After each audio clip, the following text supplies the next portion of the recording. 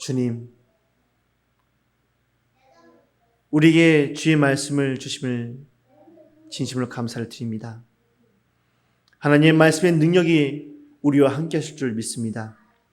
주님, 생명의 말씀으로 함께 해주시고 능력의 말씀으로 함께 하시며 치유하는 말씀으로 우리와 함께 해주옵소서. 생명이 있는 귀한 역사가 나타나기를 원하오니 주여 귀한 말씀을 사모하는 신령 가운데 주의 영으로 임하여 주셔서 회개할 수 있는 영을 부어주시고 간구할 수 있는 믿음을 더해 주시며 오직 주님을 믿고 확신 가운데 서서 주만을 바라보며 주와 동행하며 주의 신 은혜 안에 거할 수 있는 복된 삶이 될 수 있도록 하나님 함께하여 주옵소서. 귀한 성령의 역사가 나타나므로 그 마음을 그 모든 죄를 다 회개케 하여 주시옵시고 변화된 삶으로서 하나님 주신 귀하고 복된 삶을 생각하며 살아가기를 원합니다. 늘 말씀이 생각나는 삶 되어지게 하옵소서. 늘 말씀의 은혜를 생각하며 주의 말씀을 묵상하는 백성 되어지게 하옵소서. 세상의 근심과 걱정 때문에 염려하지 않는 믿음의 백성 되어지게 하옵소서. 하나님 이 귀한 시간 역사하사 주의 말씀으로 우리의 영을 채우시옵시고 주의 말씀으로 우리의 영을 새롭게 하사 오직 주만 바라보며 오직 주만 예배하며 오직 주님께만 영광 돌리는 복된 시간 되어지게 하옵소서. 하나님의 말씀의 능력과 귀한 권세가 나타나기를 원합니다. 어둠의 권세, 악한 마격사를 온전히 물리쳐 주사 귀한 생명의 역사로 임하여 주옵시고 모든 근심과 걱정과 염려가 다 떠나가는 복된 귀한 시간 되어지도록 하나님 함께하여 주옵소서. 모든 영광을 주님께 돌리며 거룩하신 예수 그리스도 이름 받들어 감사하며 기도리옵나이다. 아멘. 할렐루야. 반갑습니다. 우리 함께 인사하겠습니다. 예수님의 사랑으로 사랑합니다. 예수님의 사랑으로 사랑합니다. 예, 반가워 얼굴 들어보니까 더 반갑죠. 예. 하나님의 귀한 은혜인 줄 믿습니다. 서로 사랑하고 또 서로 기도해 줘서 또 이렇게 서로 얼굴을 맞대고 이렇게 기쁨을 나눌 수 있게 된 줄 믿습니다. 날마다 기도해 주셔서 우리 교회가 더 부흥케 하시고 또 성도들의 삶 속에 늘 하나님의 한량없는 은혜와 축복이 넘쳐나시기를 주님으로 축복합니다. 오늘 마가복음 12장 18절에서 27절까지 말씀을 함께 살펴봤습니다. 말씀의 제목은 부활 이후의 삶이라는 제목으로 함께 은혜를 나누고자 합니다. 잘 보지는 않지만 요즘 드라마를 보게 되면 전생이나 윤회 같은 내용의 드라마를 방영하는 것을 볼 수 있습니다. 전생은 과거의 삶이 끝나고 다음 생에 다시 새 삶을 사는 것을 의미하고 윤회도 이와 비슷하여 자신의 죄업을 다 상쇄하기까지 여러 번 여러 생을 다시 태어나게 됨을 말하는 불교에서의 사상입니다. 그렇다면 성경은 우리 죽음 이후의 삶에 대해 어떻게 말하고 있을까요? 오늘 말씀에는 사두개인이 등장합니다. 부활을 믿지 못하는 그들이 부활 이후의 삶에 대해 예수님께 질문하고 있습니다. 부활 이후에 성도의 삶은 어떻게 달라지며 또한 어떠한 삶을 사는지 오늘 말씀을 통해 알아보는 귀한 시간이 되었으면 합니다. 예수님께서 말을 잘하는 것을 본 사두개인들은 예수님께 부활에 대해서 질문합니다. 그들은 현실주의자들입니다. 부활이나 영에 대해서 문의할 뿐 아니라 믿지를 않습니다. 그런 그들이 예수님께 질문하게 됩니다. 그 내용은 7 형제가 있는데 첫째가 장가를 들어 대를 잇지 못하고 그만 죽게 됩니다. 그리고 나머지 7가지 한 여인에게 장가를 들었는데 그들도 아들을 낳지 못하고 결국 죽게 됩니다. 이러한 상태에서 부활하게 된다면 과연 이 여인은 누구의 아내가 될 것이냐는 문제입니다. 우리는 여기서 이스라엘의 문화에 대해서, 풍습에 대해서 먼저 이해를 해야 됩니다. 성경에서는 특히 모세 오경에서 말하기를 형의 아내가 장자권을 소유할 수 있는 장자를 낳지 못하면, 아들을 낳지 못하면 그 동생이 그 장자의 권에 대해서 물을 수 있도록 아들을 대신 낳아주는 거예요. 우리 한국 문화에도 보면 형이 자녀가 없으면 아들 많은 그런 집에서 남자아이 하나를 그 형의 집에 대신 살게 하고 또 그 대를 잇게 하는 그런 풍습도 있지 않습니까? 그런 것처럼 유대인들도 그와 비슷하게 형의 아내를 취해서 아이를 낳는데 만약해서 계속해서 살기를 원한다면 같이 계속해서 사는 것이고, 만약 둘 중 하나가 살기를 원치 않는다면 그 아내는 자유의 몸이 되는 것입니다. 그래서 다른 남자에게 시집가는 것이 아니라 그 대를 이어서 아이를 잘 키워 그 집의 유산을 상속받게 하는 그런 법이 있는 것입니다. 그리고 형제는 자유롭게 또 장가들어서 자신이 원하는 그런 아내를 맞이할 수 있는 그런 법이 모세의 율법을 통해서, 모세의 책을 통해서 기록되어 있습니다. 그래서 다시 성경으로 돌아와 예수님은 사두개인들을 바라보시면서 말씀하셨습니다. 너희가 성경도 하나님의 능력도 알지 못하여 오해함이 아니냐 라며 부활 이후의 삶에 대해서 잠깐 말씀해 주십니다. 삶의 죽은 자 가운데서 살아났을 때는 장가도 아니 가고 시집도 아니 가고 하늘의 천사들과 같을 것이라고 말씀하십니다.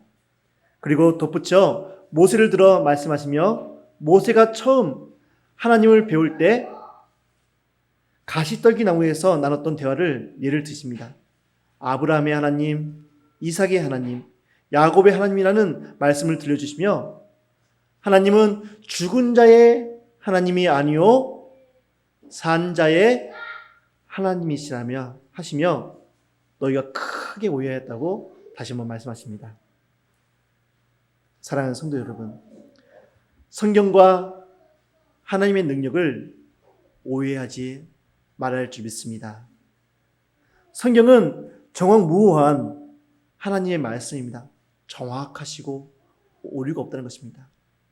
그렇기 때문에 성경을 읽을 때 우리가 오해하게 되면 오늘 사두개인들처럼 부활에 관해 크게 오해하는 일이 생겨나게 되는 것입니다. 하나님의 말씀을 가까이 하고 사사로운 생각으로 성경을 풀어서는 안 됩니다. 왜냐하면 모든 성경은 하나님의 감동으로 쓰여있기 때문에 기도하며 겸손하게 은혜를 구하여 성령의 교통과 인도를 받아야 합니다. 그렇게 읽었을 때 내 삶 속에서 주님의 참된 뜻을 찾아 나가게 될 것입니다. 사람의 생각에는 한계가 있고 하나님의 세계를 알 수 없기 때문에 그렇습니다. 사두개인들은 부활도 천사도 영혼도 믿지 않아요. 그들이 믿는 것은 오직 모세오경. 모세오경이라 하면 창세기, 출애굽기, 레위기, 민수기, 신명기까지 구약성경 제일 앞쪽부터 5권 책이 있지요. 그 책을 모세오경이라 합니다. 그 이유는 모세가 하나님의 말씀을 받아서 영감으로 그 책을 적었기 때문에 모세가 준 책, 모세의 오경. 그래서 사두개인들은 이 모세의 말씀만을 하나님의 말씀을 받고 있어요. 그렇기 때문에 성경을 오해할 수밖에 없었던 것입니다. 현실주의자인 그들에게 현세의 삶 말고는 중요한 것이 없어요. 오늘날 우리 주변에도 성경을 읽으며 모세 오경만을 중시하고 하나님의 말씀인 성경의 권리를 그 자체로 인정해야 되는데 그렇지 않고 부분적으로만 알고 부분적으로만 이해하는데 그치는 경향이 많아지고 있습니다. 자유주의자들이 그렇습니다. 성경을 자유롭게 해석하는 거예요. 내가 원하는 대로 막 해석을 하는 것입니다. 성경을 사사롭게 풀 것이 아니라고 말씀하시는데 너무 사사롭게 풀어요. 그리고 이렇게 한쪽 부분만 가지고 말씀을 읽다 보니까 한쪽에 치우쳐서 다른 쪽의 말씀들을 귀담아들이지 않고 오해하는 경우가 생기게 되는 것입니다. 오늘 다양한 이단들이 있는데 이들의 문제는 첫째, 성경을 사사롭게 풀었다는 것이고 둘째, 성경과 하나님의 능력을 몰라 오해한 것이라는 것을 우리는 알아야 됩니다. 하나님의 말씀을 겸손하게 그리고 삼각지키는 성도가 되어야 될 줄 믿습니다. 죽은 자 가운데서 다시 살아나면 천사와 같은 삶을 살게 되는 줄 믿습니다. 할렐루야. 사람은 누구나 한 번은 죽습니다. 이생의 장막이 무너지면 이생 삶은 끝이 납니다. 하지만 믿음의 사람들에게는 천국이라는 내세가 있음을 믿습니다. 그런데 성도뿐만 아니라 많은 사람들은 이 내세에 대해서 연구하고 고민하기도 합니다. 내세라는 것은 죽음 이후의 삶을 말합니다. 어떤 사람은 환생을 말합니다. 이 생에 미련이 남아있다는 것이죠. 다음 생에 더 멋진 자신이 원하는 생을 살고 싶어하는 인간의 본능을 따라서 살고 싶다는 것입니다. 하지만 천국의 삶은 이와 좀 다릅니다. 이 생의 배고픔과 고통과 고난과 슬픔이나 걱정 따위는 전혀 없는 곳이 천국입니다. 욕심을 내지 않아도 누릴 수 있는 하나님의 완전한 통치 그리고 자유의지에 의해 아름답게 질서가 유지되는 참된 낙원이라는 사실입니다. 그래서 이 생의 삶을 잊어버리고 오직 저 하늘의 삶에 만족하며 충실하게 살아갈 수 있는 큰 기쁨이 있는 것이 바로 부활 이후에 우리가 살아갈 천국이라는 곳입니다. 그렇기 때문에 이 생의 생각과 정욕과 욕심을 우리는 버려야 될 줄 믿습니다. 저 하늘에서 그런 삶을 살기 위해서 이 땅에 무언가를 만들거나 쌓거나 모아들이지 않기를 주의 이름으로 부탁을 드립니다. 그것은 부질없는 것이라고 말씀합니다. 바라는 자들은 일이며 헛된 일이라고 성경은 말씀합니다. 전도서 2장 11절은 말합니다. 그 후에 내가 생각해 본즉 내 손으로 하는 모든 일과 내가 수고한 모든 것이 다 헛되어 바람잡는 것이며 해 아래서 무익한 것이로다. 인생에 대한 가르침을 줍니다. 우리는 성경을 오해하지 마시고 성령의 인도를 통한 믿음의 나라를 우리의 마음에서부터 이루어가시기를 주의 이름으로 축복합니다. 잠깐 계시록 말씀 보겠습니다. 요한계시록 7장 16절에서 17절 말씀입니다. 제가 봉독해 드리겠습니다. 그들이 다시는 줄이지도 아니하며 목마르지도 아니하고 해나 아무 뜨거운 기운에 상하지도 아니하리니 보좌 가운데 계신 어린 양이 그들의 목자가 되사 생명수 샘으로 인도하시고 하나님께서 그들의 눈에서 모든 눈물을 씻어 주실 것입니다. 또 계시록 21장 말씀을 제가 또 봉독해 드리겠습니다. 또 내가 새 하늘과 새 땅을 보니 처음 하늘과 처음 땅이 없어졌고 바다도 다시 있지 않더라. 또 내가 보매 거룩한 성 새 예루살렘이 하나님께로부터 하늘에서 내려오니 그 준비한 것이 신부가 남편을 위하여 단장한 것과 같더라. 내가 들으니 보좌에서 큰 음성이 나서 이르되 보라 하나님의 장막이 사람들과 함께 있음에 하나님이 그들과 함께 계시리니 그들은 하나님의 백성이 되고 하나님은 친히 그들과 함께 계셔서 모든 눈물을 그 눈에서 닦아주시니 다시는 사망이 없고 애통하는 것이나 곡하는 것이나 아픈 것이 다시 있지 아니하리니 처음 것들이 다 지나갔음이로라. 보좌에 앉으신 이가 이르되 보라 내가 만물을 새롭게 하리로라 하시고 또 이르시되 이 말은 신실하고 참되니 기록하라 하시고 또 내게 말씀하시되 이루었도다. 나는 알파와 오메가요 처음과 마지막이라. 내가 생명수 샘물을 목마른 자에게 값없이 주리니 이기는 자는 이것들을 상속으로 받으리라. 나는 그의 하나님이 되고 그는 내 아들이 되리라. 또 11절부터 말씀을 다시 한번 읽어보겠습니다. 하나님의 영광이 있어 그 성의 빛이 지극히 귀한 보석 같고 벽옥과 수정같이 막더라.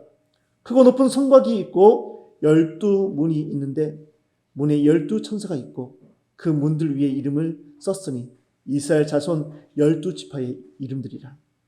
동쪽의 세문, 북쪽의 세문, 남쪽의 세문, 서쪽의 세문이니 그 성의 성곽에는 12기초석이 있고 그 위에는 어린 양의 12사도의 12 이름이 있더라. 내게 말하는 자가 그 성과 그 문들과 성곽을 측량하려고 금 갈대다를 가졌더라. 그 성은 네모가 반듯하여 길이와 너비가 같은지라. 그 갈대로 그 성을 측량하니 12,000 스다디온이요 길이와 넓이와 높이가 같더라. 그 성곽을 측량하며 144 규빗이니 사람의 측량 곧 천사의 측량이라. 그 성곽은 벽옥으로 쌓였고 그 성은 정금인데 맑은 유리 같더라. 그 성의 성곽의 기초석은 각색 보석으로 꾸몄는데 첫째 기초석은 벽옥이요 둘째 남보석이요 셋째는 옥수요 넷째는 녹보석이요 다섯째는 홍만호요 여섯째는 홍보석이요 일곱째는 황옥이요 여덟째는 노옥이요 아홉째는 담황옥이요 열째는 비치옥이요 열한째는 청옥이요 열둘째는 자수정이라. 그 12문은 12진주니 각 문마다 한 개의 진주로 되어 있고 성의 길이는 맑은 유리 같은 정금이더라. 성 안에서 내가 성전을 보지 못하였으니 이는 주 하나님 곧 전능하신 이와 및 어린 양이 그 성전이심이라. 그 성은 해나 달의 비침이 쓸데없으니 이는 하나님의 영광이 비치고 어린 양이 그 등불이 되심이라. 만국이 그 빛 가운데로 다니고 땅의 왕들이 자기 영광을 가지고 그리로 들어가리라. 낮의 성문들을 도무지 닫지 아니하리니 거기에는 밤이 없습니다. 사람들이 만국의 영광과 존귀를 가지고 그리로 들어가겠고 무엇이든지 속된 것이나 가증한 일 곧 거짓말하는 자는 결코 그리로 들어가지 못하되 오직 어린 양의 생명책에 기록된 자들만 들어가리라. 아멘. 성경의 말씀이십니다. 하나님은 죽은 자의 하나님이 아니요 산 자의 하나님이십니다. 할렐루야. 저 아름다운 천국을 만드시고 우리에게 하나님 말씀을 통해서 생명수의 그 강을 흐르게 하시고 우리를 위해서 예배한 것이 참 많습니다. 하나님은 죽은 자의 하나님이 아니요 산 자의 하나님이시라고 오늘 본문 27절은 말씀합니다. 아브라함의 하나님, 이삭의 하나님, 야곱의 하나님이라는 말씀은 믿음의 자손, 약속이 있는 백성을 뜻하는 말씀입니다. 곧 지금도 살아계신 하나님을 믿는 믿음의 후손들에게 해당되는 말씀입니다. 육신으로는 죽었으나 믿음의 조상이 되어 믿음으로 살아있게 되는 것입니다. 그러니 소망이나 죽은 사람을 이야기하는 것이 아닙니다. 산 소망이 되신 하나님의 약속을 바라보며 살아가는 모든 사람에게 해당되는 말씀입니다. 믿음의 조상이 된 아브라함은 모든 믿는 자의 조상이 되었습니다. 그 말인즉 베들지원교회 모든 믿음의 성도 또한 믿음의 조상이 아브라함이라는 의미입니다. 그래서 우리는 믿음의 백성이 되는 줄 믿습니다. 할렐루야. 우리는 믿음의 백성이 되었고 또 부활 이후에 천국을 유업으로 받게 되는 줄 믿습니다. 하나님은 산 소망의 하나님이십니다. 죽은 자의 하나님이 아닌 산 자의 하나님이십니다. 그리고 지금도 살아계신 영원하시고 전지전능하신 하나님이십니다. 우리는 하나님 안에 참된 소망의 삶을 살아갈 줄 믿습니다. 사람의 짧은 인생으로 하나님을 다 가름할 수가 없습니다. 오히려 교만하여 하나님을 판단하는 죄를 지을 수 있습니다. 겸손해야 됩니다. 겸손해야 될 줄 믿습니다. 하나님은 못하실 일이 없는 전능하신 능력의 하나님, 전지전능하신 하나님이심을 믿습니다. 우리가 그렇게 믿을진데 부활이라는 것을 더 이상 의심할 필요가 없습니다. 예수님은 우리에게 부활의 주님으로 찾아오셨습니다. 십자가에 못 박혀 죽으시고 사흘 만에 다시 살아나신 예수님, 그 예수님을 우리가 믿는 것입니다. 죽은 자 가운데서 다시 살리신 그 하나님의 능력을 믿어야 할 줄 믿습니다. 사람으로는 할 수 없는 일들을 하나님의 능력으로 우리에게 보이신 것 아니겠습니까? 그래서 예수님은 부활에 대해 죽은 자 가운데서 다시 살아난다는 것을 사도개인들에게 말씀하시며 그런 표현을 쓰신 것입니다. 죽은 자 가운데서 다시 살아났다는 것입니다. 부활은 그런 의미입니다. 마지막 때 우리는 주님이 다시 오실 때 우리가 죽어서 주님을 만난다면 다시 살아나게 되는 줄 믿습니다. 할렐루야. 살아서 만난다면 그보다 더 행복한 일이 있겠어요. 내가 살아생전에 주님을 보았게 되구나. 죽음을 맛보지 아니하고 하나님의 은혜 가운데 천국에 들어가게 되는구나. 얼마나 감사하며 영광을 드리겠습니까? 또 죽었지만 우리는 산 소망이 있기 때문에 다시 살아날 거라 하는 것입니다. 부활은 죽었다가 죽은 자 가운데서 다시 살아나는 놀라운 하나님의 능력이며 믿음의 성도들에게는 큰 은혜이고 큰 복이 되는 줄 믿습니다. 할렐루야. 하나님의 능력을 의지하시어 믿음 없는 자가 되지 마시고 믿는 자가 되어 주님의 부활에 모두 참여하는 믿음의 성도 되시기를 주님으로 축복합니다. 다 함께 외쳐보기로 합니다. 하나님은 전능하신 하나님이십니다. 하나님은 산자의 하나님이십니다. 예수님은 부활하신 하나님의 아들이십니다. 우리 모두 부활의 소망을 가지시고 눈물과 슬픔이 없는 아름다운 나를 향해 걸어가는 복된 성도의 삶 되시기를 주의 이름으로 축복합니다. 함께 기도하겠습니다. 삶 소망이 되신 하나님 아버지, 주님의 은혜와 능력을 찬양합니다. 우리에게 부활의 소망을 주시어 하나님 나라를 믿음으로 바라볼 수 있게 하심을 진심으로 감사를 드립니다. 날마다 주님의 은혜 안에 거하게 하시고 복을 받게 하옵소서.